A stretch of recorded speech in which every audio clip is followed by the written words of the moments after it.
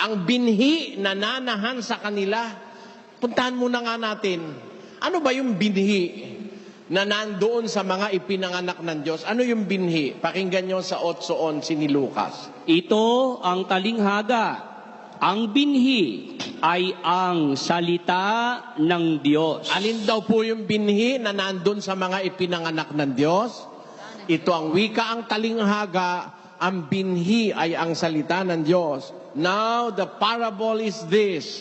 The seed is the word of God. What is the seed? The word of God. Ang ipinanganak ng Diyos, nasa Kanya ang binhi. Alin yung binhi? Yung salita ng Diyos. Tatanungin natin si Kristo, mga kapatid. Yung bang tao nagipanganak sa Diyos or born of God, ano tawag ng Biblia dun sa tao na pinanganak ng Diyos, nasa kanya yung binhi, yung salita? Pakinggan nyo sa Gis. Yes, 34:35 San Juan. Sinagot sila ni Jesus, hindi baga nasusulat sa inyong kautusan, aking sinabi, kayo'y mga Diyos? Kung tinawag niyang mga Diyos, yaong mga dinatnan ng salita ng Diyos, at hindi mangyayaring sirain ang kasulatan. Ang liwa-liwanag eh. Yung kinaroroonan ng binhi, pinanganak ng Diyos. Yung binhi, salita ng Diyos. Pag nandun yung binhi, Diyos ang tawag eh. Ang sabi niya, Jesus answered them, is it not written in your law, I said, ye are gods. Ye are gods. If He called them gods, unto whom the word of God came, the scripture cannot be broken. Amen? Ini-emphasize na nga ni Kristo eh. The scripture cannot be broken. And what is that scripture? He is citing the scripture in the book of Psalms. He called them gods. Who? Those that are with them. The word of God is with them. The seed. The seed is the word of God. Ang binhi ay ang salita. Ang kinaroroonan ng salita, tinatawag niyang Diyos. Pinanganak ng Diyos.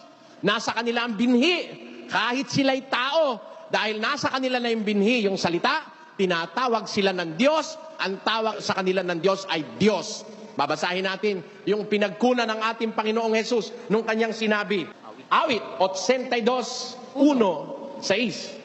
Ang Diyos ay tumatayo sa kapisanan ng Diyos.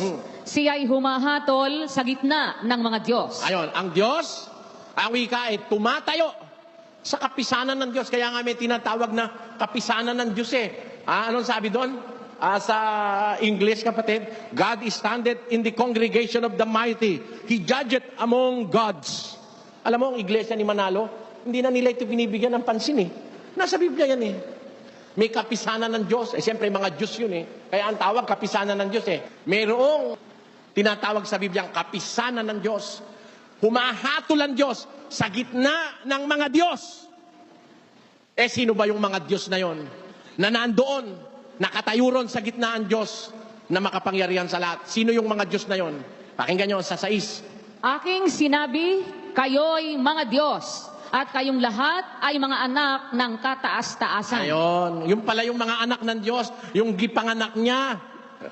May binhi, may salita. Ang tawag ng Diyos sa kanila, aking sinabi, kayo'y mga Diyos, at kayong lahat ay mga anak ng kataas-taasan. I have said, ye are gods, and all of you are children of the Most High. Ang liwa-liwanag sa Biblia eh. Mga Diyos kayo. Kayo'y mga anak ng kataas-taasan. Pagka pala anak ka ng Diyos, ang tawag sa'yo, Diyos eh. Ang anak ng Diyos, Diyos. Nakasulat sa Biblia. Si Kristo ba? Ano ba si Kristo? Anak ba ng Diyos o hindi? O ano si Kristo? Ayan, very good. Diyos naman talaga yan.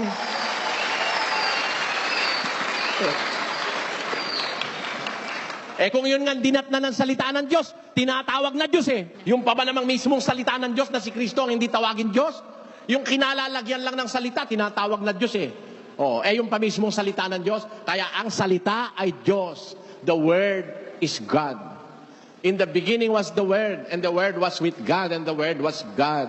The same was in the beginning with God. All things were made through Him, and without Him,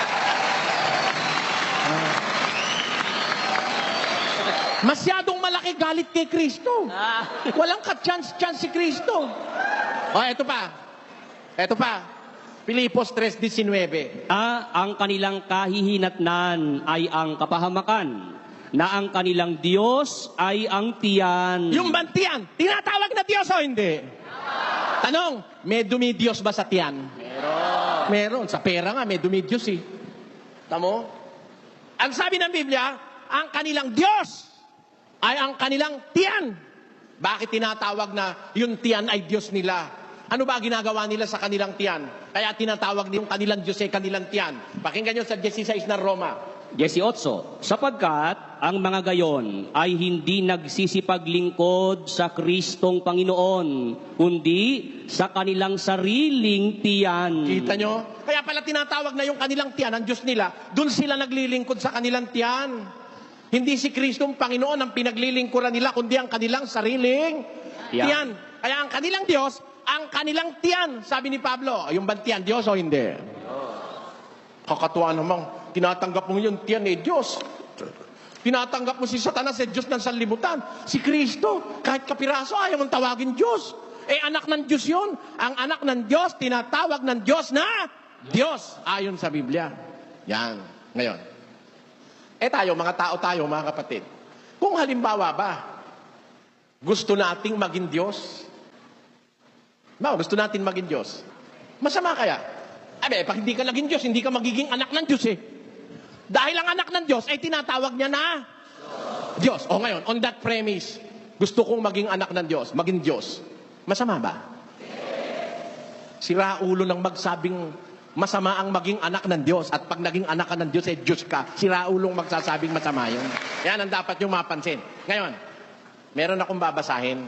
Alam nyo, kaya nga siguro dapat tayong magmalasakit, magpilit, na maging anak ng Diyos at maging Diyos. Alam nyo kasi, gusto naman talaga ng Diyos, maging anak niya tayo eh. Yung iba lang humiwalay eh. Sumunod sa demonyo, kaya naging anak ng demonyo eh. Kaya ang tawag ng Biblia sa anak ng demonyo, demonyo rin. Tama. Ano ang anak ng Diablo? Hindi ba Diablo rin? Tingnan si Judas. Palibasa anak ng Diablo, ano siya? Ganun lang naman talaga ang lay eh. Basa. Juan 6:70. Sinagot sila ni Jesus. Ano ang sagot ni Jesus? Hindi baga, hinirang ko kayong 12 at ang isa sa inyo ay Diablo? Kita mo si Judas, anong tawag ni Kristo? Diablo. Di ba 12 kayong hinirang ko? Ang isa sa inyo, Diablo. Kasi anak ng Diablo, kaya Diablo. Yung anak ng Diyos. Diyos yun eh. Sabi ni Kristo, kayo'y mga anak ng kataas-taasan, kayo'y mga tinatawag na Diyos.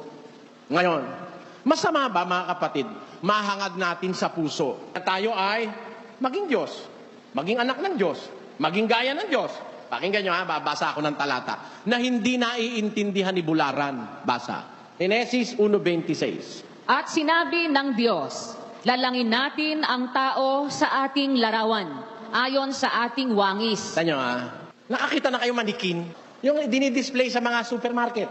Binibihisan ng Amerikana. Anong wangis nun? Anong wangis? Tao, no? May ilong. Wangis talaga ng tao. Como tao ang bibili, yung pagsasabitan na manikin, anyong ano? Anyong tao. Tama. Kung ikaw, anyo kang Diyos, ano ka?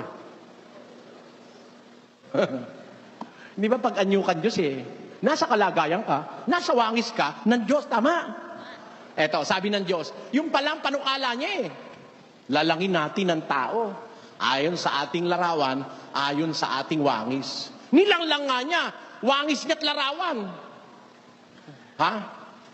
Eto ngayon ang manluloko na demonyo. Ano ba sabi ng Diyos? Sinabi ba niya na huwag kayong kakain?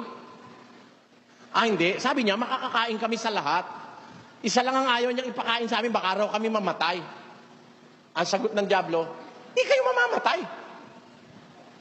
Sa pagkatalastas ng Diyos, na sa araw na kayo kumain niyon, ay magiging parang Diyos kayo na nakakakilala ng mabutit masama. Tingnan mo, niloloko ng demonyo si Eva. Alin ba ang panlulokong ginawa ni Satanas kay Eva? Akala ni Bularan, ang panluloko ni Satanas, yung magiging parang Diyos kayo na nakakakilala ng mabuti at masama. Akala ni Bularan ganun. Masama yung sinabi ni Satanas na magiging parang Diyos kayo na nakakakilala ng mabuti at masama.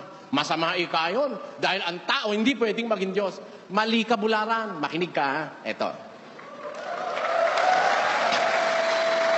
Mali ka eh. Tingnan mo, ha? Si Satanas kasi wise yan eh, wise. Siyempre, magsasalita siya, may konting totoo, pero may daya. Kaya nga ang tawag, nadaya eh. Nakalagay si Eva, nadaya. Meaning, hindi totoong buong buo ang sinabi ni Satanas sa kanya. Alin yon? Pag-aralan natin kung alin doon ang hindi totoo. Hindi kayo mamamatay. Talastas ng Diyos, na sa araw na kumain kayo niyaon, ay madidilat ang inyong mata at magiging kayo parang Diyos na nakakakilala ng mabutit masama. Doon sa sinabi ni Satanas, mga kapatid, makikita mo kung alin ang mali ron eh. Unang-una, yung sinabi niya na hindi kayo mamamatay. Mali yun. Tapos, magiging parang Diyos kayo na nakakakilala ng mabutit masama. Ha? Mali ba yun? Mali ba yun? Na magiging parang Diyos sila? Ang sabi niya, Bularan, mali daw yun. Kaya nga ang sabi sa akin sa programa eh. Yan eh, kasi si Soriano, mas pusong pa eka kay Satanas yan. Kasi si Satanas eka, ang sabi, si Eva at si Adan, magiging parang Diyos. Si Soriano naman ang sabi, magiging Diyos. Eh, parang lang si Satanas, si Soriano yung Diyos, kaya mas pusong pa eka siya kay Satanas. Sabi ni Bularan. Sabi ko, bobo talaga tong ministron to. Tanong nyo sa akin kung bakit bobo. O, tatanungin kita. Kaya hindi lalaban ng diskusyon yan eh. Maahalata siya, nakabubuhan eh. Tanyo ha? Tatanungin ko siya. Ang tanong ko ganito. Bularan, tanong ko sa'yo. Meron pa bang mas sasama pa kay Satanas? Meron pa? Ayon sa Biblia, may mas sasama pa ba kay Satanas? Eh, ba't mo sasabihin mas pusong pa ako kay Satanas? Tinan mo yung ginawa mo na yan. Di ba kagaguhan yung pagliligaw sa kapwa-tao? Mas pusong pa raw ako kay Satanas. Hindi mo pwedeng talunin sa kapusungan si Satanas kahit sino ka. Kahit ikaw, Bularan, hindi mo kayang talunin sa kapusungan si Satanas. Tama, sabihin mo, mas pusong pa kay Satanas. Eto yon. Sabi ni Satanas, di kayo mamamatay. Wrong. Dahil namatay eh. Magiging parang Diyos kayo na nakakakilala ng mabuti at masama. Tanungin natin, mali ba yun?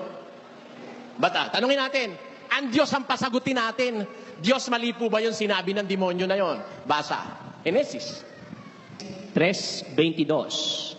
At sinabi ng Panginoong Diyos, narito't ang tao'y naging parang isa sa atin. Mali ba yon? Sabi ni Bularan, mali raw yun. Ay, hindi inaamin ng Diyos eh. Narito, ang tao'y naging parang isa sa atin. Ba? Meron palang kaatin ang Diyos. May kaatin. Yun din ang kausap niya nung sabihin niya sa Genesis 1:26, lalangin natin ang tao. Yan. Ngayon, nung kumain na, nadilat na ang mata, nakakilala na ng mabutit masama, narito, ang tao'y naging parang isa sa atin na nakakakilala ng mabuti at ng masama. ayon. Therefore, yung palang sinabi ni Satanas na magiging parang Diyos kayo, hindi naman pala mali yun eh. Ang katunayan nga, sabi ng Diyos eh, narito, nung makakain na, ang tao'y naging parang isa sa atin na nakakakilala ng mabuti at masama. Ngayon, eto mali ron, mga kapatid. Nakikinig kayo? Hindi totoo na ang Diyos lang ang nakakakilala ng mabuti at masama. Tatanungin ko kayo, si Satanas ba nakakakilala ng mabuti at masama? Yung mga anghel ba nakakakilala ng mabuti at masama? Oh. Di ba? Kaya, Yung si Satanas, pandaraya yung sinabi niya kay Eva, magiging parang Diyos kayo na nakakakilala ng mabutit masama. Meron pa kasing ibang nakakakilala ng mabutit masama bukod sa Diyos. At kaya pandaraya yon kasi si Eva at si Adan, parang Diyos talaga eh. Naisip niyo ibig ko sabihin? Parang Diyos talaga. Bakit? Lalangin natin ang tao sa ating larawan. Dinadaya ng demonyo si Eva at si Adan. Hindi niya lang nadaya si Adan, pero nadaya niya si Eva, napakain niya eh. O anong pandarayang ginawa ng demonyo kay Eva? Magiging parang Diyos ka. Niloloko mo si Eva, talagang parang Diyos yan eh. Tama o hindi? Parang Diyos talaga yan. Bakit? Ginawa yan sa larawan at sa wangis ng Diyos. Wangis at larawan ng Diyos, di ba parang Diyos yun? Yun ang malalim na pandaraya ni Satanas kay Eva. Na hindi naintindihan ni Bularan. Akala ni Bularan, masama yung maging parang Diyos ang tao. Talaga naman silang parang Diyos eh. Ikaw nga ang lalangin sa wangis at larawan ng Diyos, kundi ka parang Diyos. Oh. Di ba? Parang Diyos o hindi parang Diyos? Parang Diyos nga eh. Nilalang sa wangis at larawan ng Diyos eh. Parang Diyos. Ang daya lang doon, makakakilala raw ng mabutit masama, magiging parang Diyos. Parang Diyos na nga sila eh. Hindi nga lang sila nakakakilala ng mabutit masama. Pero nung makakilala sila ng mabutit masama, hindi ibig sabihin, naging parang Diyos sila. Kasi dati na silang parang Diyos, hindi pa sila nakakakilala ng mabutit masama. At hindi naman lahat ng nakakakilala ng mabutit masama ay Diyos. Dahil ang anghel din nakakakilala ng mabutit masama. Did you get that? Nakuha nyo ba yun, mga kapatid? I hope so. Kaya alam nyo, malaking usapin itong ukol sa Diyos eh. Pagka ikaw parang Diyos, ang Diyos ay mabuti, magiging mabuti ka. Tama? Ha? Ang Diyos ay perpekto. Dapat ba maging perpekto ka rin, kapatid? Nakasulat yun eh. Mateo 5:48. Kayo nga'y magpakasakdal na gaya ng inyong ama sa kalangitan na sakdal. Ano ba yung gaya? Hindi ba parang? Yung parang, hindi ba gaya? Ang sabi ng Biblia, be thou perfect, even as your Father which is in heaven is perfect.